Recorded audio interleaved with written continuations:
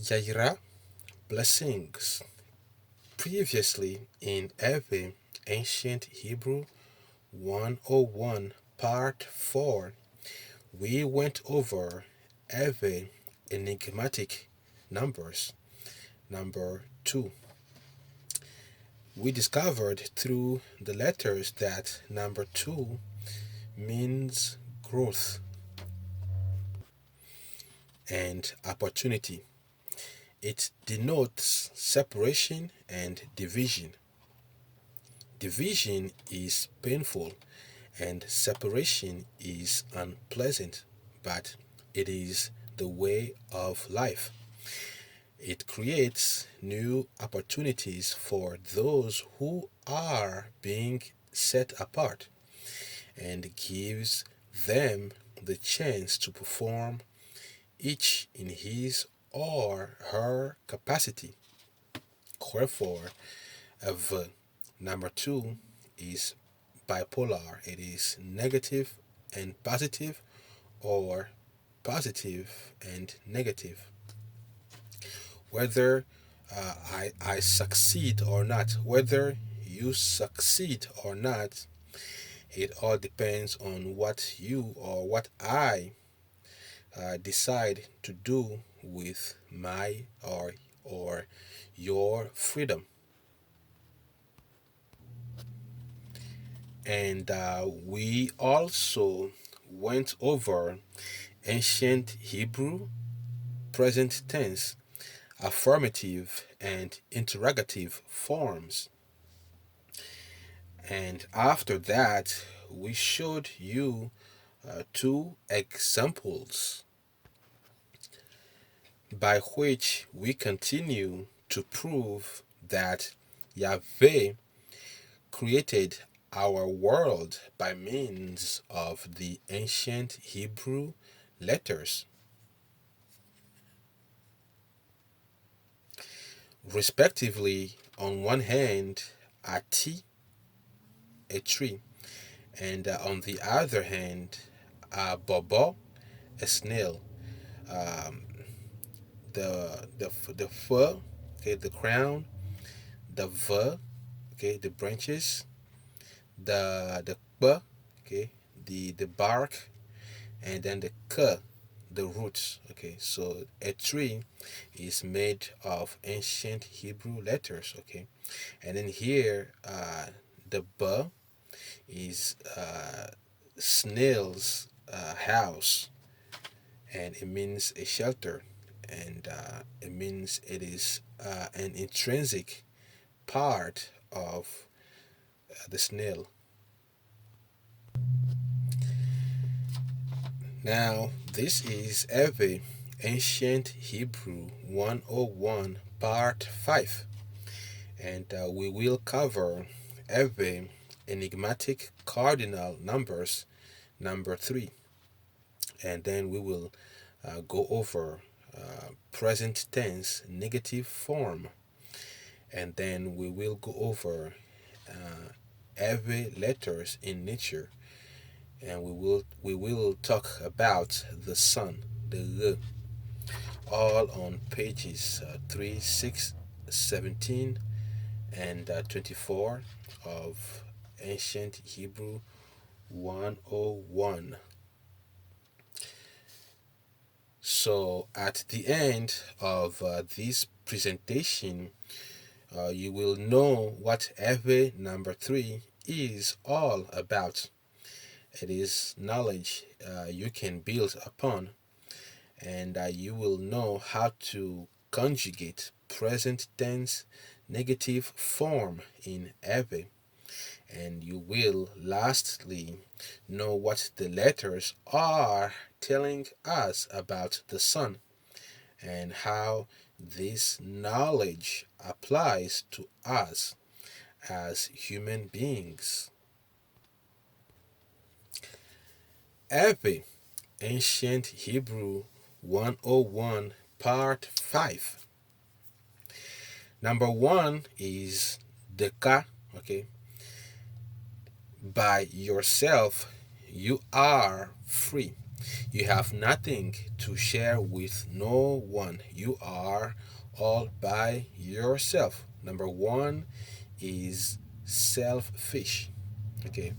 And number two, uh, but when you become two, you are no longer alone. All right. You now have company and must henceforth share space, time, and begin to make inclusive and objective plans rather than subjective ones. With number two, it is no longer about just you. You must now begin to practice unselfishness. And then, eton, number three. Three means great network, okay, teamwork. Three, eton, is also a bipolar number. It is negative and positive, or positive and negative, depending on the circumstances. When number three is negative, when it appears negative but is in fact positive, okay, you have the it means great, and then the it means to intertwine.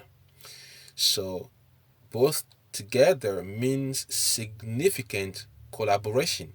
Okay, so you have three acting as one, okay, towards one common goal. Example of that is Ecclesiastes chapter 4 verses 11 and 12 from the King James Version. I read, again, if two lie together, then they have heat. But how can one be warm alone? And if one prevail against him, two shall withstand him, and a threefold cord is not quickly broken. Similarly, John chapter 19, verse 23, I read, then the soldiers, when they had crucified Jesus, took his garment and made four parts, to every soldier a part, and also his coat. Now, the coat was without seam, woven from the top throughout. Okay, a significant collaboration. On the other hand, ton, great, and the intertwine means um, great entanglement. Okay, it appears positive, right? Great freedom, but then it is negative because it becomes a mess, a big mess. Example, Psalm 35, verse 8, KJV. I read, let destruction come upon him at unawares, and let his net that he hath hid catch himself. Into that very destruction let him fall. Likewise, Judges chapter 21, verse 25, KJV, I read, in those days there was no king in Israel. Every man did that which was right in his own eyes. All right. So it appears positive, but in the end, it becomes messy. Significant collaboration or big entanglement. Okay, you are either working together to achieve one common goal, okay, or you are working one against another to achieve personal and selfish goals. Here in collaboration, there is order, and in uh, selfishness, okay, there is disorder. And Jesus warns in the book of Mark, chapter 3, verse 24, from the KJV. I read, "And if a kingdom be divided against itself, that kingdom cannot stand." An example of significant collaboration is the family. Ecclesiastes 4:12, "And a threefold cord is not quickly broken." Okay, the word for cord in Ewe is the ka. It means a relationship. So, what does a threefold cord or a relationship look like? Okay, so there are three levels, a threefold cord, three levels in a relationship. The first one being social. Okay, the social aspect of a relationship is about continuous interaction. Okay, intertwine. Okay, continuous interactions, hanging out together and having informative discussions and fellowship, etc. The second level of a relationship is at a psychological level. Here it is about thinking of each other often and having one another's interest in mind. Okay, where your treasure is, there will your heart be. Imagine yourself driving and having nowhere in mind, right? You're not gonna go anywhere because there's nothing on your mind. Likewise, you will not be fully engaged in your family unless they are on your mind. So, the next and third level of a relationship is the spiritual level. And the spiritual level is about being intimate, okay, emotionally connected.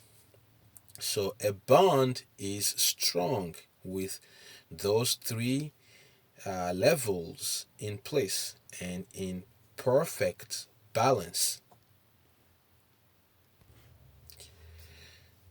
To have a happy and a successful life is to know how to do things right in order to avoid becoming entangled with the issues of life. This is our acronym for time, TIME. The T stands for trained. Okay, the I stands for in, the M stands for matters, and the E stands for existence. Okay, so time means trained in matters of existence. Okay, it's about knowing how to get things done. Okay, in order to avoid becoming entangled with the issues of life.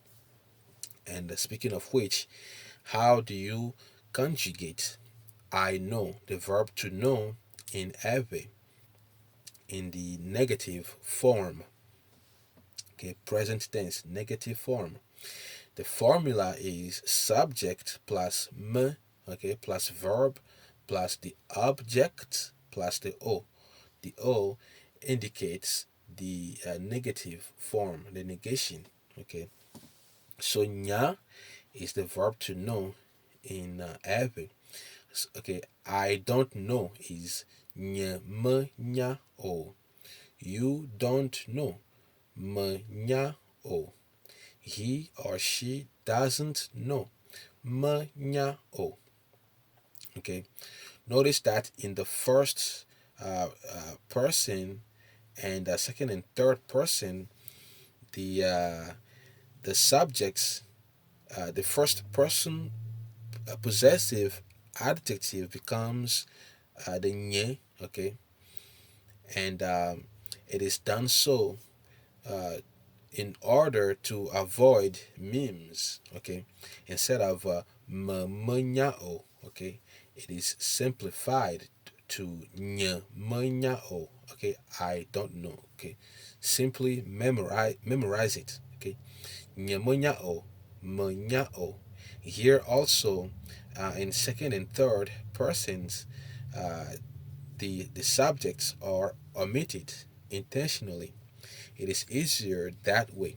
Okay. Instead of saying o manya o, it is simplified to manya o. Okay. You don't know. Okay. I don't know. Nyamanya o. You don't know. Manya o. He or she does not know. Manya o. We don't know. Mi manya o. You plural don't know. Mi manya o. They don't know. Womanya o.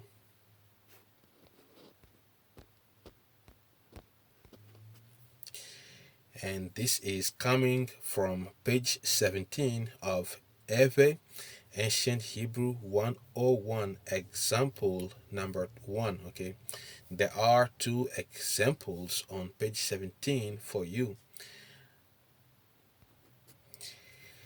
Again, speaking of knowledge, and this is what we know about the sun according to the letters. The word for the sun in Ewe is the R, okay, the R, and it is represented by this letter, the Y, okay. It is in number 4 of the Ancient Hebrew Revived, the complete chart, and this letter stands for air, gas, and light, okay. And now look at the globular shape of the sun. It is letter O. The spherical shape of the sun. This letter denotes a controlled and a regulated environment. Okay, and this is number 18 of the Ancient Hebrew Revived, the complete chart. And this is letter O, Ancient Hebrew. It is the same as the Eye of Providence. Illuminati secret symbols are, in fact, Hebraic in essence. The ancient Hebrew is the very language of the angels, including the fallen angels. I know and understand the letters, so I know what I am talking about. So the all-seeing eyes, okay, and then the this symbol here, okay, it is compared to letter the or the delta in the Greek, okay, going all the way back to the ancient Hebrew, the letter the, okay, it means work, do, right, do, it means work, labor, and homeland or society. In homeland, you have society. So if you put this and this together, you get a controlled, okay, or control homeland, society, and labor work. All right. I'm sure you have heard President Trump say that this country, the US, is not built for circumstances such as a pandemic because it will bring the system to its needs. All right, it will crash. So, additionally, our Earth, including our universe, Yahweh designed in the shape of an eye, all right, letter O, meaning it is our earth or our universe is both inclusive and restrictive. Whether you believe in a tabletop model of the earth, aka a flat Earth, or whether you believe in the heliocentric universe or a globular Earth. Okay, it is designed in such a way that you will not be able to physically get out of it, so as to step off it. Okay, it is built like a prison. Proverbs chapter 8 verse 27. When I read, when he, Yahweh, prepared the heavens, I was there. When he set a compass upon the face of the depth. Okay, so it is in the shape of an eye. Okay, it is circular, and this is it is this same model of the tabletop Earth. All right, we see here on the dollar bill, a circle at the center of a rectangle. Okay, it is the same thing. So Chechea is the ancient Hebrew word for the earth or the world or this realm. Okay, or a sphere. Okay, look it up. Okay, Chechea, and the letters are the Ch and the H. The first one means a residence or a habitation. Okay, so earth is a habitation, and the second Ch means to block or to render inaccessible. Okay, restrictive, like a prison. So our world, our earth, is both a habitation and and a prison. Okay, it is restrictive. Okay, and the details about the H and the H are in Numbers 22 and 21 of the ancient Hebrew revived complete chart. That is the spheric shape of the sun, letter O, and then the heat of the sun, which is the Z. Okay, it means to work or to be active. It is in number uh, 29 of the ancient Hebrew revived, the complete chart. Okay, letter Z. And Zo in Ewe means fire. So the Zo, it means fire. It means heat or active or to perform. Example number one, begin to become very active. Okay, your body will produce heat and you will sweat. All right. And example number two, uh, if you engage yourself into a very active conversation where words are exchanged back and forth, okay, pressure will build up and tension will increase and fights will break out. Okay, there will be an explosion. Proverbs 30 verse 33 reads, surely the churning of milk bringeth forth butter, and the wringing of the nose bringeth forth blood. So the forcing of wrath bringeth forth strife. Okay. And in a third example, heat and fire is generated when elements are caused to become very active through repeated interaction one against the other. Elements burst when pressured beyond their capacity. Okay, socially speaking, it will be in the form of fights, riots, and wars. So it is good to share one another's burdens and to not provoke uh, one another to anger.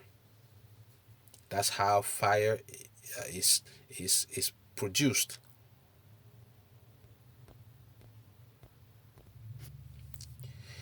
Wherefore The sun is, according to the letters, a combination of air and gas in a controlled, environment, and combined with light,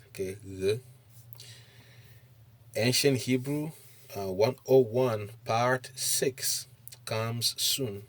Stay tuned, and until next time.